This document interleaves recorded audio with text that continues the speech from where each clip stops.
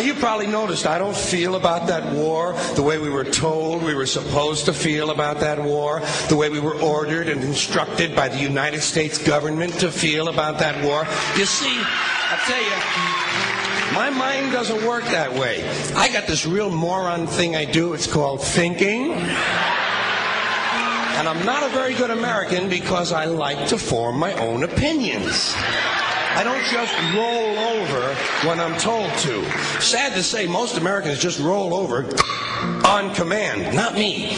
I have certain rules I live by. My first rule, I don't believe anything the government tells me. Nothing. Zero. Nope.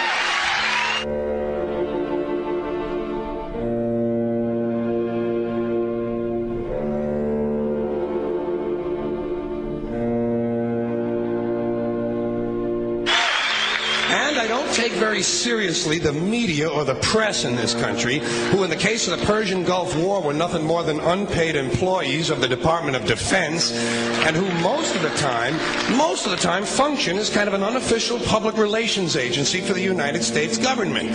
So I don't listen to them. I don't really believe in my country. And I gotta tell you folks, I don't get all choked up about yellow ribbons and American flags.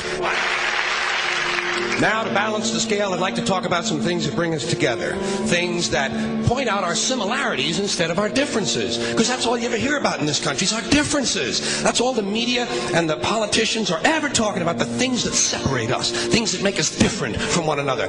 That's the way the ruling class operates in any society. They try to divide the rest of the people. They keep the lower and the middle classes fighting with each other so that they, the rich, can run off with all the fucking money. Fairly simple thing happens to work. You know, anything different, that's what they're going to talk about.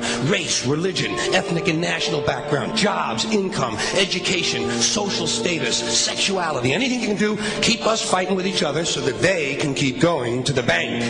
You know how I describe the economic and social classes in this country? The upper class keeps all of the money, pays none of the taxes.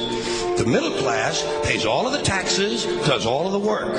The poor are there just to scare the shit out of the middle class. Keep them showing up at those jobs.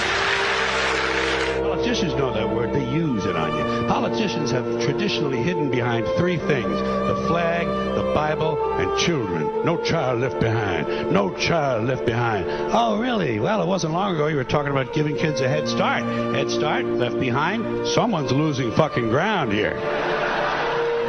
But there's a reason. There's a reason. There's a reason for this. There's a reason education sucks, and it's the same reason that it will never, ever, ever be fixed. It's never going to get any better. Don't look for it. Be happy with what you got. Because the owners of this country don't want that. I'm talking about the real owners now. The big, the wealthy, the real owners, the big wealthy business interests that control things and make all the important decisions. Forget the politicians. They're irrelevant. The politicians are put there to give you the idea that you have freedom of choice. You don't. You have no choice. You have owners. They own you. They own everything. They own all the important land. They own and control the corporations. They've long since bought and paid for the Senate, the Congress, the state houses, the city halls. They got the judges in their back pockets, and they own all the big media news, all the big media companies. So they control just about all of the news and information you get to hear. They got you by the balls. They spend billions of dollars every year lobbying to get what they want. Well, we know what they want. They want more for themselves and less for everybody else. But I'll tell you what they don't want. They don't want a population of citizens capable of critical thinking. They don't want well-informed, well-educated people capable of critical thinking. They're not interested in that. That doesn't help them. That's against their interest. That's right. You know something? They don't want people who are smart enough to sit around the kitchen table and figure out how badly they're getting fucked by a system that threw them overboard 30 fucking years ago. They don't want that. You know what they want? They want obedient workers. Obedient workers.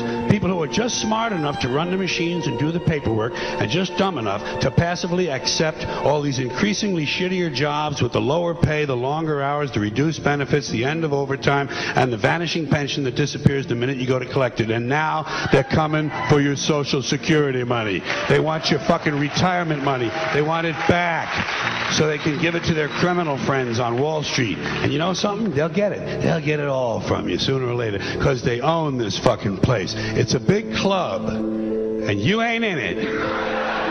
You and I are not in the big club.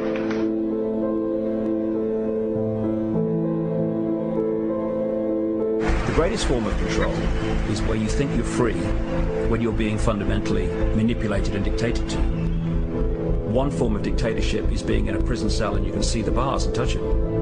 The other one is sitting in a prison cell but you can't see the bar, you think you're free. What the human race is suffering from is mass hypnosis. We are being hypnotized by people like this. Newsreaders, politicians, teachers, lecturers. We are in a country and in a world that is being run by unbelievably sick people. The chasm between what we're told is going on and what is really going on is absolutely enormous.